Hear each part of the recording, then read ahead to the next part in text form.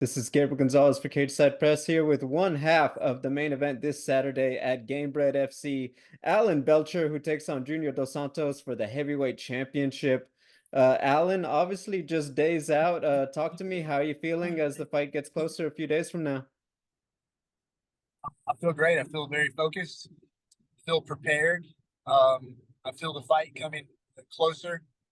So I'm just sharpening my mind at this point. The body and all my skills are all in place, and all I can do is just sharpen my mind and just focus, so that I'm able to access my best skill level Saturday night.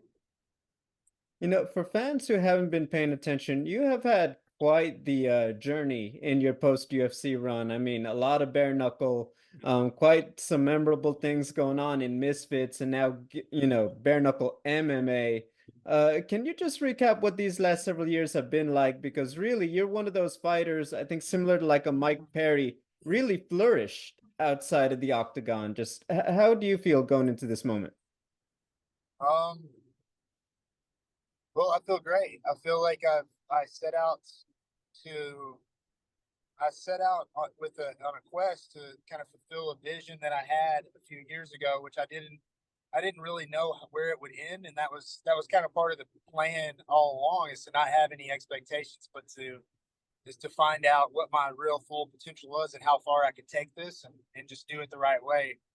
And the vision uh, was to go back into boxing, go into bare knuckle boxing, win the bare knuckle heavyweight title, and then open up doors to go into either big paydays in boxing or back to MMA. Hopefully, that's kind of where I was thinking, was like, I want to do MMA again, but let me go down this path and kind of see where it ends up. And I think that the higher profile, the bigger paydays, all the glory and the legacy type of stuff is going to be at the end of this somewhere. And so I set a goal, and here we are 2.5 years later. And I think that's what happens whenever you're very detailed, very precise on what you're trying to accomplish, and then you do whatever you can to take it. You end up there. I'd like to ask you about some of the more notable ones. I'll work from the earliest one. I want to ask, I was just watching it, prepping for this one. Your fight with Chase Moore in Misfits. Ultimately, what did they tell you after that is just what was going on? Was he just, you know what, I was in over my head and I was looking for an out? What did they tell you, or what was said after the fight? Well, I don't know if you know or not, but that was kind of a fill-in, because I trained to fight Hasim Rockman Jr.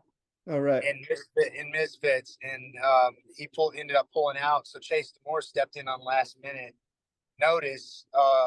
So I think it was kind of cool of him to, one, I think it was good publicity for him. It was good, and a good, just a good experience for him in general. I don't think he came into the fight, really thinking that he was going to win. Um, and you could see in the fight the way that he only had kind of a minute to prepare for it there. So it was just, they were just kind of sticking with keep your hands up, keep distance, and then clinch. Try not to get knocked out. And he made it to the fourth round, where I ended up finishing him in the fourth round. But I think he did a good job with what he had, but he was definitely in over his head, and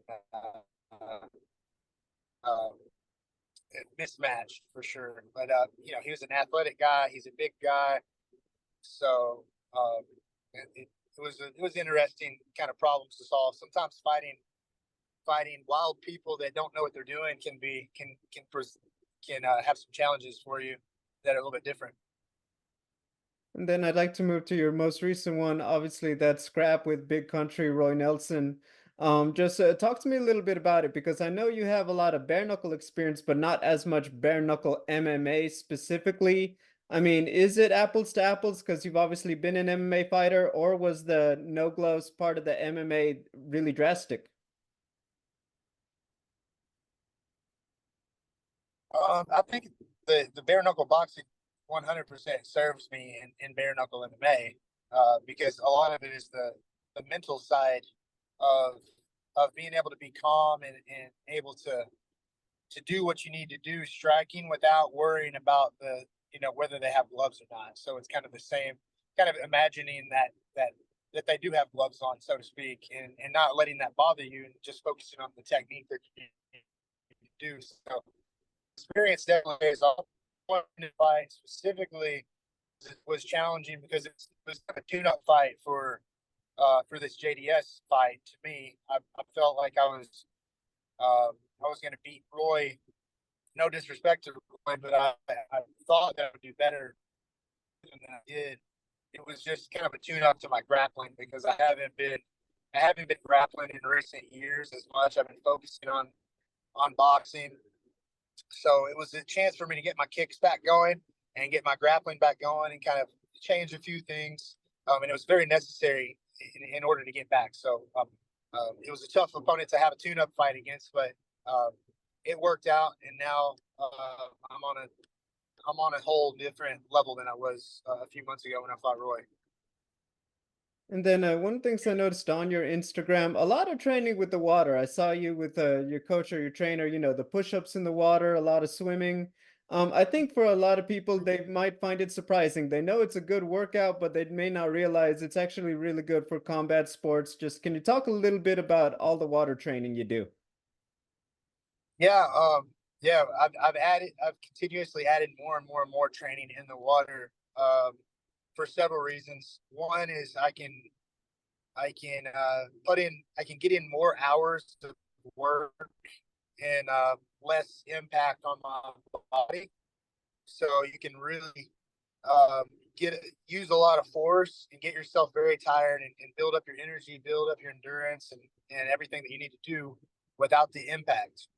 And then water also adds an element of panic because your body senses water and it's and it thinks of danger. So when you're breathing really hard and you put your head underwater, it's a lot different than just chilling out and going for an easy swim.